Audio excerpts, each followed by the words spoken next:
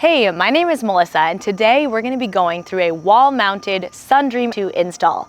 You can find the install manual on the PERGOLUX app or at www.pergolux.app.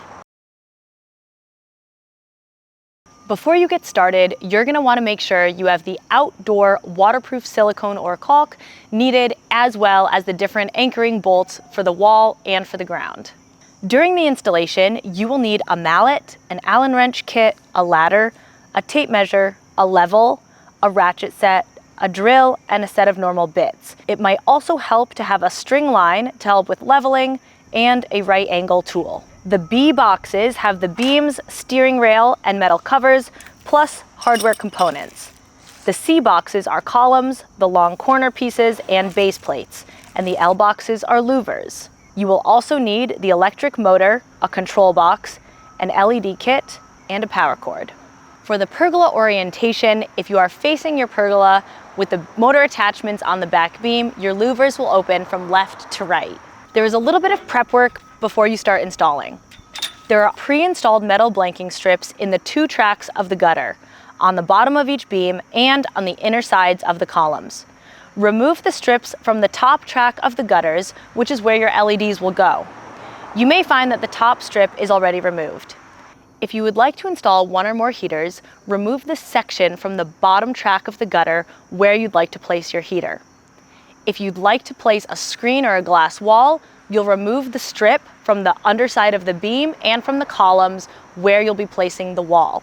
You can remove by hand, or you can use a tool like a putty knife or an Allen key to remove them.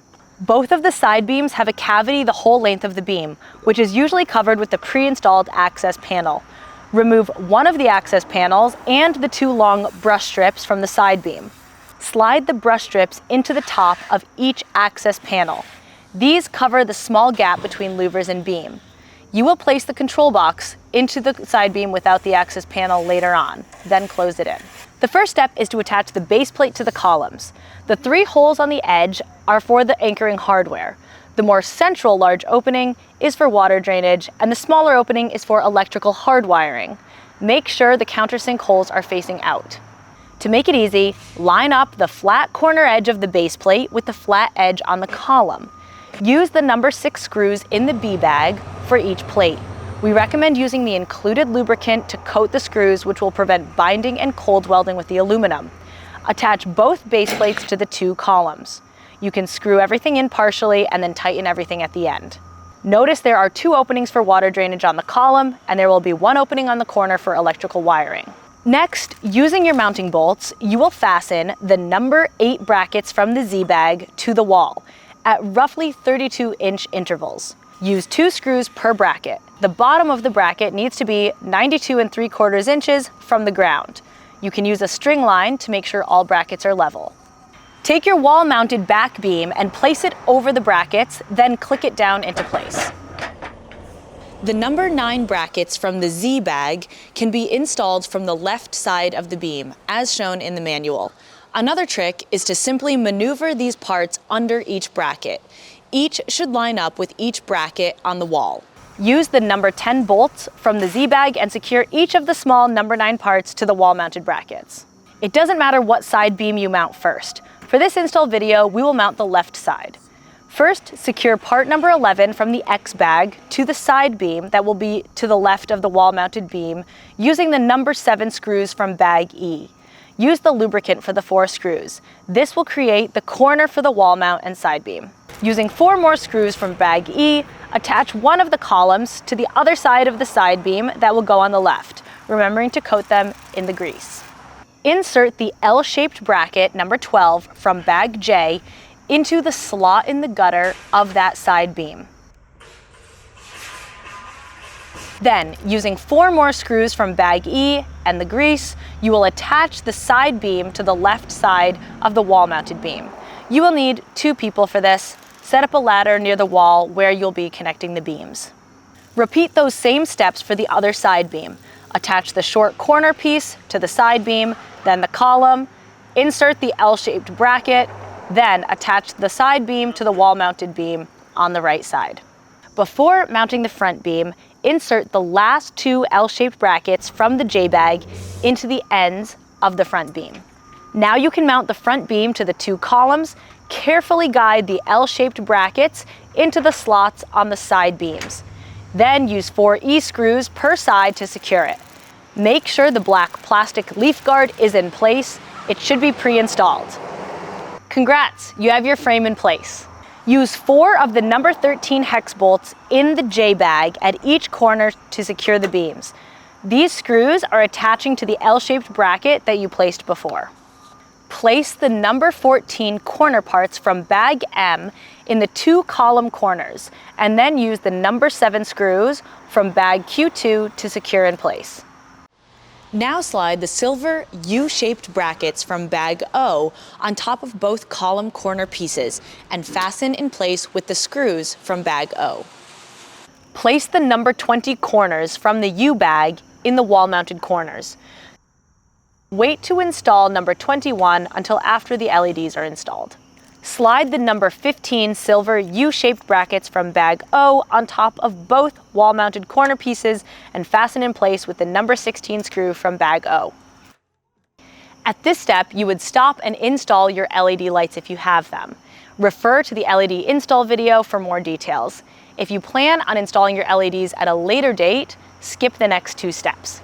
Now take the number 21 part and place at the corner where the gutters meet.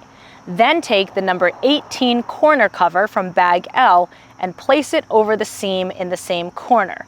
This will cover the LED wires if you have those installed, and it will just cover the seam if you do not have LEDs. Secure in place with the number 17 screw from the L bag. Do this for all 4 corners.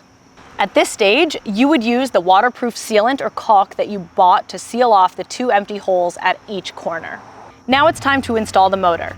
To do this, slide the clamp with the countersink holes facing towards you onto the motor arm, and the holes should be on top of the motor. The wire side should be closest to the right side beam.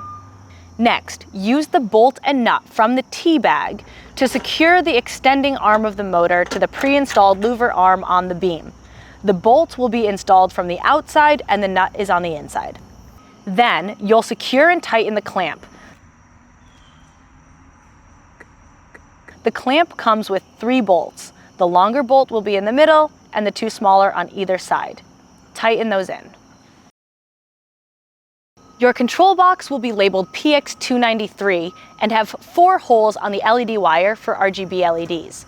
It will be labeled PX292 and have 2 holes on the LED wire for your warm white LEDs.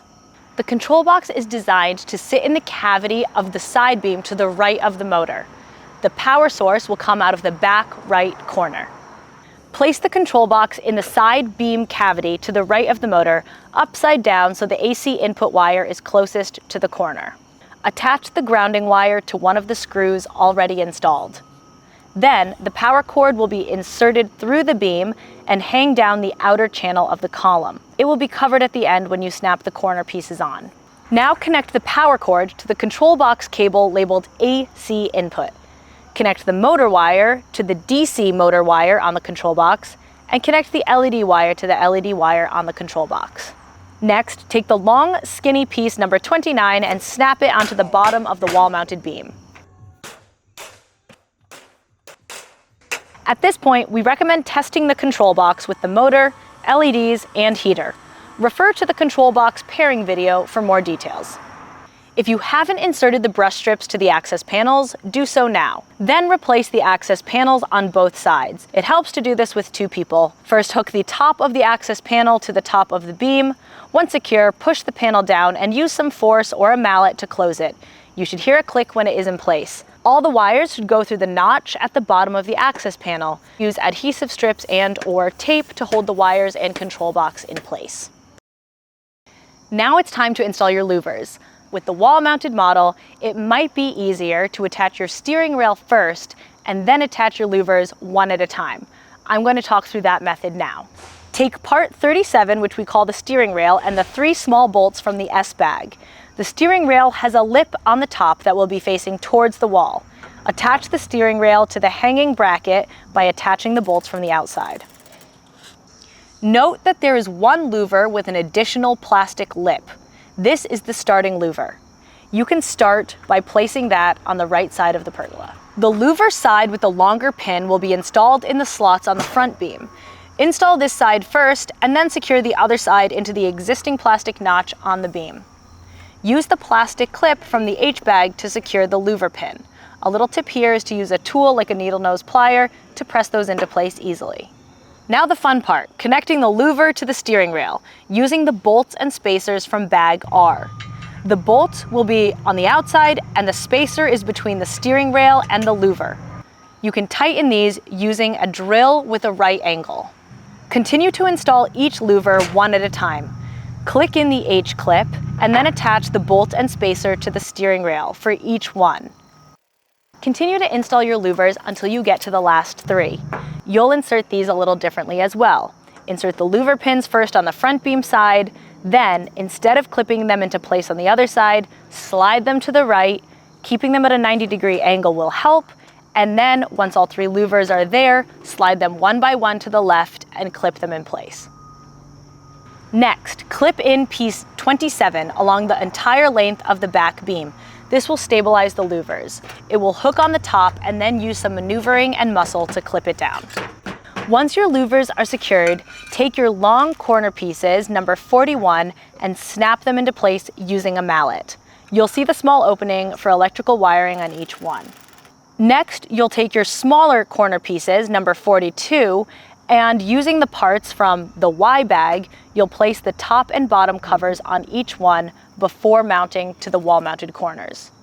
The last step is to attach the top covers from the K bag to each of the free-standing corners. At this point, if you have screens, a glass wall, or a wood slat wall, you would install it now. Make sure that your pergola is level with the ground and that the columns are equidistant from top to bottom. Go.